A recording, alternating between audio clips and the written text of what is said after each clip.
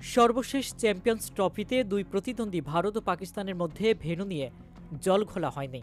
আয়োজক পাকিস্তানে খেলতে যেতে অস্বীকৃতি জানানোর শেষ মুহূর্তে হাইব্রিড মডেলে ভারতের ম্যাচ ভেন্যু রাখা হয় এবং সংযুক্ত আরব আমিরাতের দুবাইয়ে।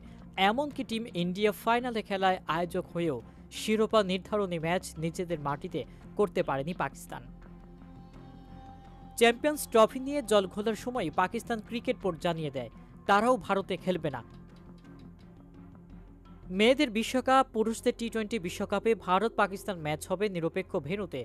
ক্রিকেটের জটিলতা থাকলেও ভারতে আসতে পারে পাকিস্তান হকি টিম। সামনেই হকির এশিয়া কাপ। এবারের পুরুষ হকি এশিয়া কাপ হবে বিহারের রাজগীরের নবনির্মিত স্পোর্টস কমপ্লেক্সে।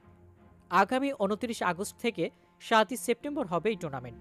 সোমবার পাকিস্তান হকি সংস্থার তরফে ঘোষণা করা হয় যে ভারতে হতে চলা এশিয়া কাপে খেলতে আসবে পাকিস্তান হকি দল। শেষবার 2023 সালে চেন্নাইতে অনুষ্ঠিত এশিয়ান চ্যাম্পিয়ন্স ট্রফি খেলতে এসেছিল পাকিস্তান, আর সেই 6 দলের টুর্নামেন্টে 5 নম্বর শেষ করে পাকিস্তান হকি টিম।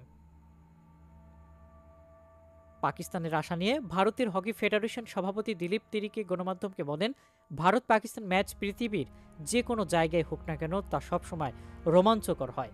এই ম্যাচ সবসময় উপভোগ্য। 2023 সালে চেন্নাইতে অনুষ্ঠিত এশিয়ান চ্যাম্পিয়ন্স ট্রফি খেলতে এসেছিল পাকিস্তান। খুব ভালো ম্যাচ হয়েছিল।